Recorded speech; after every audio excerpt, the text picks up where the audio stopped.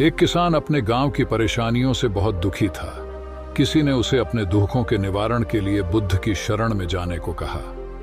जो कुछ दिनों के लिए यहाँ से कुछ दूर एक गांव में आया है, वह निश्चय ही तुम्हारे सब दुखों का निवारण करेगा।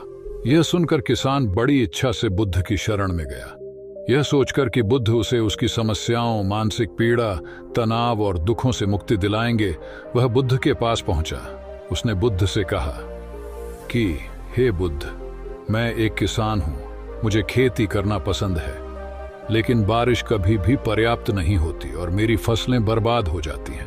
पिछले साल मेरे पास खाने के लिए कुछ नहीं था और इस साल भी अत्यधिक बारिश के कारण फसल को बहुत नुकसान हुआ।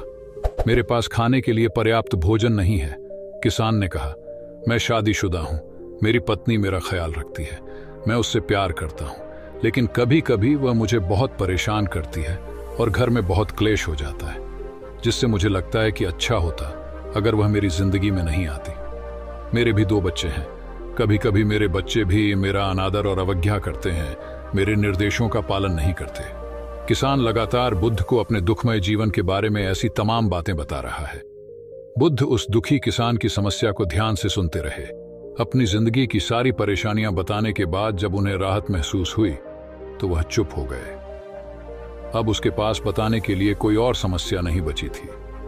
अब वह चुपचाप बैठकर बुद्ध की ओर देख रहा था और अपनी समस्या का समाधान पाने के लिए बुद्ध के उत्तर की प्रतीक्षा कर रहा था। लेकिन बुद्ध चुप थे। किसान ने फिर कहा, हे बुद्ध, मैं आपकी शरण में आया हूं, कृपया मेरे जीवन की इन समस्याओं का समाधान करें। बुद्ध ने कहा, मैं तुम्हारी कोई मदद नहीं कर सकता।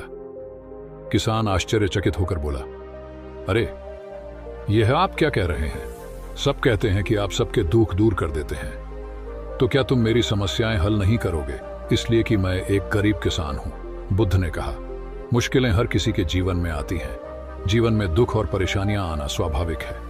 व्यक्ति के जीवन में अक्सर उसके कर्मों के अनुसार परिस्थितियां बदलती रहती हैं, जिससे सुख, दुख, निराशा और क्रोध आता है।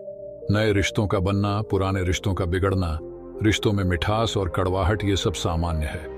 यह जीवन का हिस्सा है और यह जीवन का चक्र है।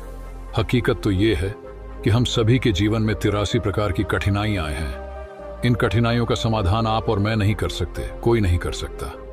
जिंदगी और जिंदगी में बनने वाले रिश्ते स्थिर नहीं होते। एक दिन रिश्तेदार भी चले जाएंगे और जिंदगी भी खत्म हो जाएगी, लेकिन ये समस्याएं वैसे ही रहेंगी जैसे आज आपकी जिंदगी में हैं और कल किसी और की जिंदगी में होंगी। इस पर किसान अपना नियंत्रण खो देता है और क्रोधित हो जाता है और ऊंची आवाज में बुद्ध से कहता है कि हर कोई कहता है कि तुम्हें एक महात्मा, एक सिद्ध पुरुष, एक प्रबुद्ध व्यक्ति होना चाहिए। मैं इस विश्वास के साथ यहां आया हूं कि आप मेरी मदद करेंगे। यदि आप मेरी समस्याएं हल नहीं कर सकते तो मेरा यहां आना व्यर्थ था। हर कोई झूठ बोलता है कि वे समस्याओं का समाधान करते हैं। आपने मेरी एक भी समस्या का समाधान नहीं किया। तुमसे अच्छे तो वह महात्मा हैं जो 2 वर्ष पहले मेरे घर आए थे। उन्होंने मेरे लिए यज्ञ कराया, दान दक्षिणा दिलवाई और मेरे मन को असीम शांति मिली। कुछ सुख भी बढ़े और कुछ दुख भी कम हुए, लेकिन तुमने मेरी कोई भी समस्या हल नहीं की। तुमने मुझे सीधे तौर पर मना कर दिया। बुद्ध ने कहा, क्या वह सब करने से जीवन के सारे दुख समाप्त हो गए? इतना कुछ करने के बाद भी अब आप इतने परेशान क्यों हैं? अब आप पहले से भी ज्यादा दुखों से घिर गए हैं। तात्पर्य यह है कि जीवन में दुख कभी समाप्त नहीं होते। किसान बोला, तो क्या मैं मान लूं कि तुम मेरी मदद नहीं कर सकते? यदि आप ऐसी छोटी छोटी बातों का समाधान नहीं कर सकते तो आपके उपदेशों का क्या लाभ? बुद्ध ने कहा, मैं तुम्हारी 84वीं समस्या का समाधान तो नहीं कर सकता, लेकिन हां, मैं तुम्हारी 84वीं समस्या का समाधान अवश्य कर सकता हूं। किसान आश्चर्यचकित हो गया और बोला, 84वीं समस्या क्या है? बुद्ध ने कहा, यानी कि तुम अपने जीवन में कोई समस्या नहीं चाहते। आपकी सारी समस्याएं इसी समस्या के कारण उत्पन्न हुई हैं। यदि आप इस तथ्य को स्वीकार कर लें कि जीवन में समस्याएं मौजूद हैं और समस्याएं जीवन का हिस्सा हैं, तो आप जीवन की समस्याओं से विचलित नहीं हो पाएंगे। आप जीवन में आने वाली समस्याओं से विचलित हो जाते हैं क्योंकि आपको लगता है कि आप दुनिया के सबसे दुखी व्यक्ति हैं, जबकि सच्चाई यह है कि हर किसी को अपना दुख सबसे ज्यादा महसूस होता है। लेकिन जिस दिन आप यह समझने लगेंगे कि मेरा कष्ट अन्य लोगों की तुलना में बहुत कम है, उस दिन से कोई भी दुख आप पर प्रभाव नहीं डाल पाएगा। जब तक आप नहीं चाहेंगे कि आपके जीवन में कोई परेशानी ना आए और आप हर दुख दर्द से बचे रहें तो यह संभव नहीं है। ऐसे में छोटा सा दर्द भी आपको बेचैन कर देगा और आपकी मानसिक शांति भंग कर देगा। अगर आपके जीवन से परेशानियां पूरी तरह से दूर हो जाएं, अगर आपको हर दिन हर पल बिना दुख और कठिनाइयों के जीवन जीने को मिलेगा तो आप ज्यादा दिन तक ऐसा नहीं जी पाएंगे। एक समय आएगा जब आप हर दिन एक ही तरह की जिंदगी जीने से पूरी तरह से तंग आ जाएंगे और ऊब जाएंगे, क्योंकि जीवन में किसी भी चीज की अधिकता जीवन के लिए भयानक समस्याएं पैदा करती है। आरामदायक जीवन जीने से आप मन और शरीर दोनों से विकलांग हो जाएंगे। तो ऐसे जीवन का क्या फायदा जो बाद में आपको नर्क जैसा जीवन जीने पर मजबूर कर दे। जिस तरह खाना खाने का असली आनंद तभी मिलता है जब बहुत भूख लगी हो और पानी पीने का असली मजा तभी आता है जब बहुत प्यास लगती है, उसी तरह जीवन के तमाम दुखों और परेशानियों को झेलने के बाद ही खुशी का आनंद मिलता है। इसीलिए जीवन में सुख और दुख अलग अलग रूप में आते रहते हैं।